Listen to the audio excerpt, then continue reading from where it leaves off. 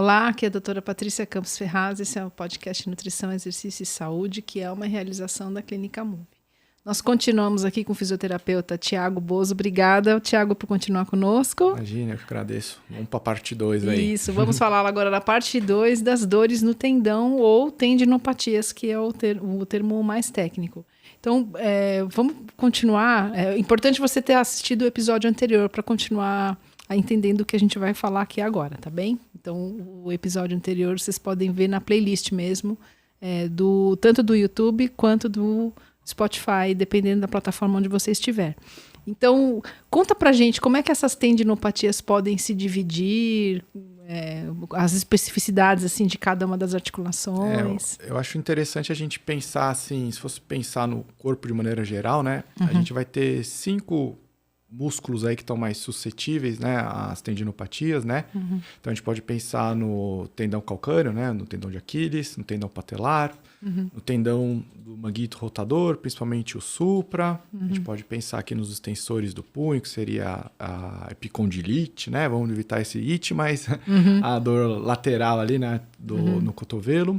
E também a dor ali de glúteo, na parte lateral do quadril, que seriam os principais clínicas que a gente vai ter aí dessas tendinopatias, né? Eu acho interessante, às vezes, a gente separar o tipo de tendão, embora a matriz é a mesma, né? Ali o tenócito, a célula-alvo é a mesma ali, né? A célula base. Mas eles têm comportamento diferente, né? Principalmente em membro inferior, a gente vai pensar que os tendões eles têm uma função como se fosse uma mola. Eles armazenam energia, né? Então, ele vai fazer você propulsionar, andar, no nosso caminhar, uma corridinha. Então, ele tem mais essa função. Já os tendões de membro superior, ele já tem uma função mais de transmissão de força, né? E uma função mais posicional, que a gente fala. Então, ele não precisa ter esse efeito de armazenar energia cinética para transformar em energia... para você fazer um movimento, né? Elástica, energia elástica e transformar em energia cinética. Isso. Então, são tratamentos um pouquinho diferentes, né? E alguns tipos de modalidade você também acaba cometendo um tipo de tendão, outros tipos, né? Então, acho que é interessante a gente pensar, diferenciar um pouquinho assim. Então, começando, por exemplo, com os membros superiores, o que você gostaria de destacar? Eu acho que assim, a gente pode pensar em praticantes de atividade física, né? Principalmente o overhead, né? O movimento ali acima de 90 graus, né? Então, você vai ter um arremesso acima, um nadador, um jogador de handball, ou um jogador de vôlei, né? Que vai sacar, isso, cortar. Então, você vai ter uma sobrecarga, pensando no ombro, né? Maior nesse tipo de tendão. Então, você tem que ver, acho que toda a cinemática envolvida, né? Por que esse tendão está sofrendo essa tensão? Se é uma escápula que não está bem encaixada, ou se é o tendão que o manguito não está conseguindo coaptar o húmero ali na glenoide. Então, eu acho que é importante você fazer essa avaliação e depois sim fortalecer daquela maneira que a gente conversou no episódio anterior, da maneira correta esse tendão e deixar ele apto para esse tipo de atividades. Pensando no cotovelo, né, que é o tênis elbow, né, que a gente pode pensar do tenista, às vezes uma correção de gesto esportivo, normalmente isso vai acontecer em tenistas amadores, que estão aprendendo, né, que vai fazer vai fazer às vezes um movimento de sobrecarga aqui, às vezes um pequeno ajuste de tensionamento de corda, né, no grip, às vezes você já tira essa sobrecarga, além também de fortalecer e estruturar todo esse cotovelo para essa demanda que vai ter. Então, acho que em membro superior seria isso, a gente analisar toda a cadeia cinética, né, de você ver desde a transmissão do movimento ali que vem do chão pro final do movimento, que normalmente vai ser nos apêndices aqui, né? Nos apêndices, né? E ver o que está falhando nessa transmissão. Por que está sobrecarregando aqui? Por que está sobrecarregando ali? E aí, com esse panorama, você vai agir no ponto-alvo, que pode ser o tendão, ou pode ser as estruturas adjacentes dessa articulação. Aí tem uma pergunta. Isso pode acontecer acho que foram 2 pontos, na verdade, que você tocou, que eu só queria reforçar. O gesto esportivo que precisa de uma correção ou um desequilíbrio na ativação de toda uma cadeia muscular que circunda esse tendão. É isso? Os dois. Uma das as causas principais? Isso. A gente pode falar? Eu acho que sim. Você ter um desequilíbrio vai acabar ocasionando num gesto esportivo errado, né? Ou vice-versa, você tem um gesto esportivo, um vício, né? De postura, e aí você acaba tendo a volta da outra via ali, né? Então, você trabalhar essas duas vias é muito importante para achar a harmonia sem que também o atleta de alta perca performance também. Que é ou o próprio overuse, né? Quer dizer, também o excesso de uso daquela estrutura. É importante você também já ter o contato com o treinador, né? Do tipo, eu tô fortalecendo aqui, diminui um pouco o treino, porque aí eu já tô fortalecendo, você já tá tensionando. Então, às vezes pode ser uma carga excessiva para esse tendão. Entendi. Então, você, às vezes, essa conversa com o treinador, ou até mesmo se o cara treina por conta, você fala, dá uma maneirada, ou eu sei que quem é old school faz o backhand com uma mão só, tenta fazer com duas só para tirar um pouco a carga, depois a gente vai voltando. Então, você tem alguns parâmetros para não ter que afastar completamente a pessoa do esporte, né? Que é o que a gente menos quer. Sim. Mas às vezes é necessário dar 2 passinhos para trás para você poder andar para frente, estruturar depois. esse tendão e ele aguentar a demanda que ele vai ter. Sim, olha. E com isso acho que ficou claro, assim, dos tendões dos membros superiores, né? O que mais acomete. E dos membros inferiores? Eu tenho muito interesse porque fui corredora há muitos anos, mas eu sou ciclista. Se bem que ciclista tem menos problema do que corredor, mas a gente está usando os membros inferiores muito, né? E então eu estou muito atenta. Assim, então aí, indo para o membro inferior, a gente vai pensar então na mola, né? É o tendão que acumula energia elástica e transforma em energia cinética para te dar potência para você propulsionar para tanto vertical quanto no sentido ali da corrida, que você já tem uma propulsão mais para frente, né? Então, se você for pensar que assim, num salto, o tendão patelar mais ou menos aguenta 4 vezes o peso corporal. É muita coisa. E na corrida, dependendo do tipo de corrida, da inclinação que você atinge, o tendão calcâneo vai atingir até 8 vezes o seu peso corporal. Então, ele é um tendão forte, né? Até alguns estudos em cadáver, né? Se você põe uma pressão no tendão, no conjunto, né? Articulação, tendão, músculo. A primeira coisa é estourar o músculo. Depois você vai ter uma avulsão do osso e, por último, o tendão, se tiver sadio, né? Um tendão sadio. Então, é a estrutura mais forte que você vai ter. Então, dos membros inferiores, você tem que pôr uma carga forte. Até os estudos de 70% de uma repetição máxima, né? É bastante. Isso. Então, e além do que você está ali, saltando, você está pulando. Então, a pliometria é muito importante também na fase de reabilitação desses tipos de tendões, né? E, como voltando para o membro superior, a cadeia cinética é importante ver. Se você for pensar, num jogador de vôlei, o cara, ele salta pensando na entrada e saída, né? Nos ponteiros ali. Ele vai saltar em progressão e tem que frear sem encostar na rede. Então, imagina a força de reação do solo. E eles saltam muito alto. Fora o peso deles, sim, né? Então, e são caras altos, geralmente, né? As meninas também. Então, tem que ser um tendão que está totalmente sendo constante. Quantos saltos ele dá num treino? Então, entendi. É um tendão que precisa estar forte e força vem com a carga, né?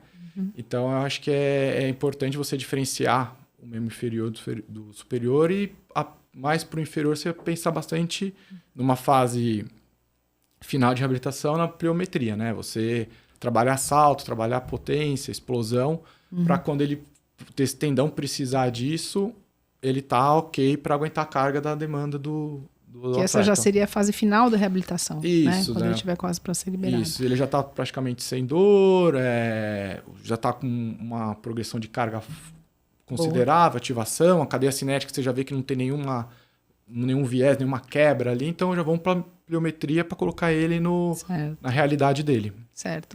E então a gente falou isso basicamente sobre o tendão calcâneo. Mas e falando um pouquinho agora do joelho, do quadril, o que acontece? O joelho também, o tendão patelar, ele também está muito envolvido com salto, acho que é o principal, né? E no quadril você já vai pensar, o tendão ali do glúteo médio ali, que já é mais um estabilizador da marcha, né? Então você já vai pensar em, talvez, atletas que fazem uma demanda maior de treino, né? Então, o cara que vai correr 15, 21, no corredor a gente já pensaria... Aí são movimentos cíclicos, assim... Isso, que é com duração muito elevada, talvez, né? E às vezes esse tendão, ele fica comprimindo ali, no caso do quadril, né? No trocânter maior do fêmur. Então, ele está comprimindo ali. Então, você tem que ver o porquê que ele está comprimindo, se a pessoa está com uma adução de quadril, enfim. Você precisa ver, novamente, a cadeia cinética certinho, né? Às vezes uma dorse... Enfim, tem 1000 fatores que você precisa avaliar.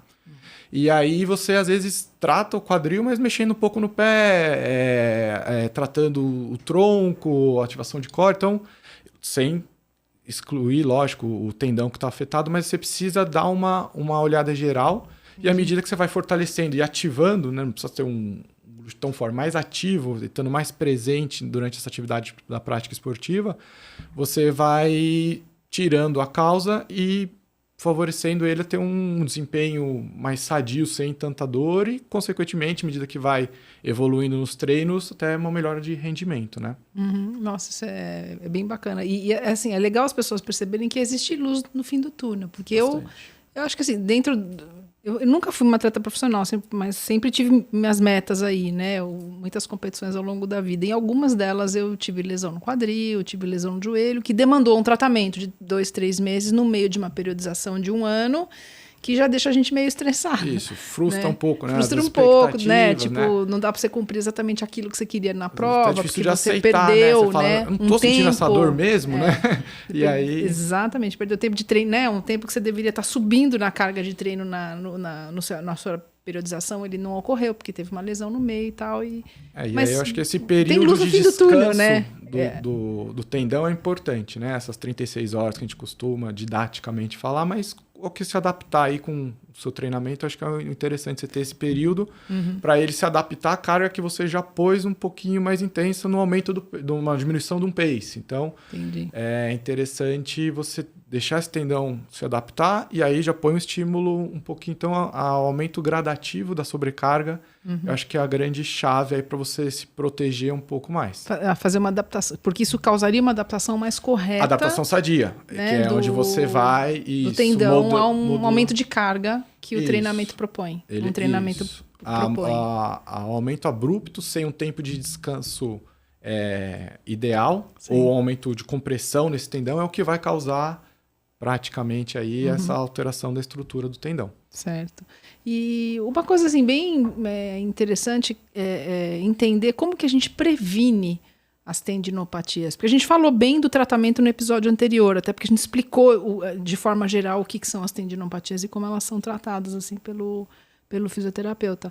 Mas o que eu queria que o nosso espectador tivesse a ideia, ou ouvinte, né, dependendo de como que ele consome aqui o nosso episódio, como é que eu previno, como é que eu me safo, né, de uma tendinopatia? Eu que treino, por exemplo, tenho um esporte regular. Eu acho que a prevenção vai...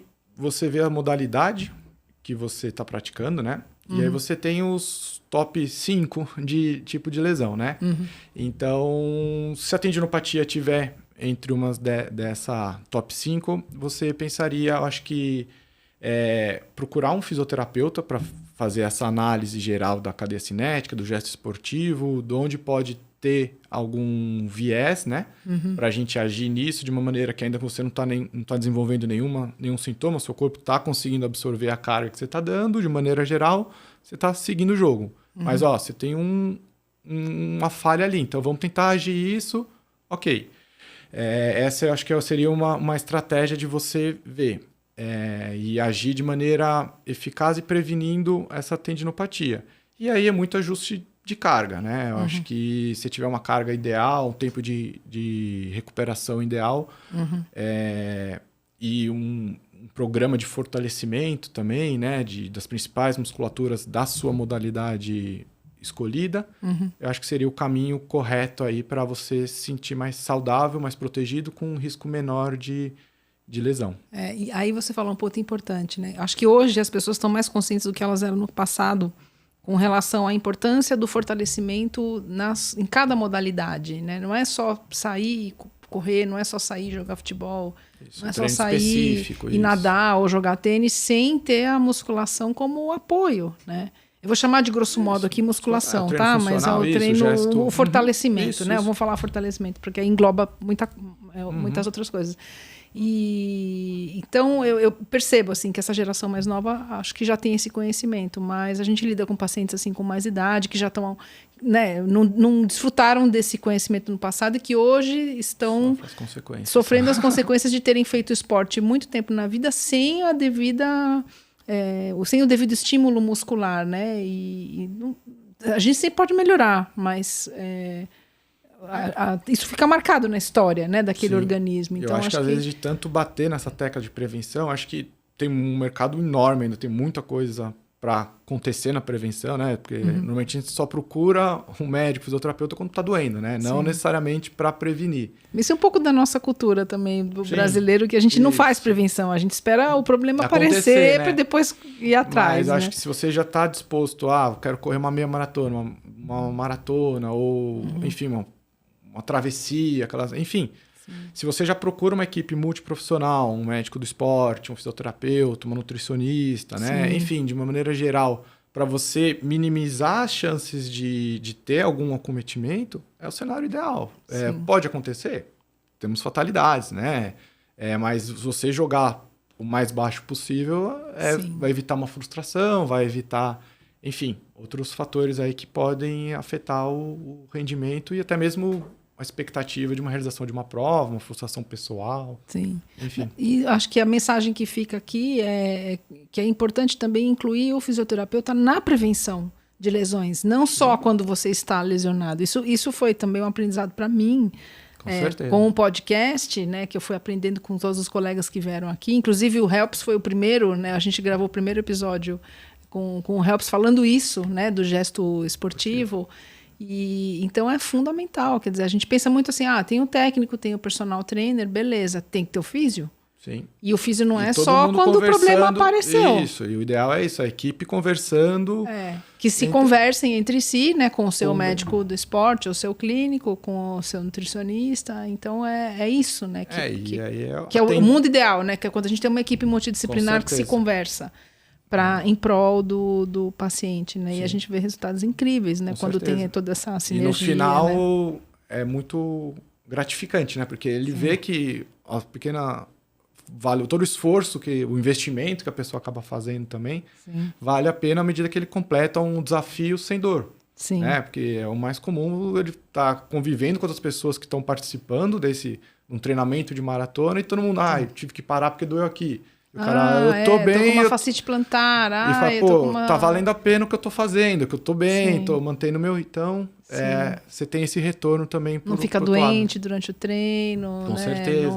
Não tem uma queda de imunidade brusca. As coisas vão lisas, assim, né? Vão como elas têm que ser, na verdade. Né? É o cenário ideal. Exatamente. Né? E que sorte a gente tem na Move de ter uma equipe multidisciplinar incrível, né? De colegas ultra competentes. Sim.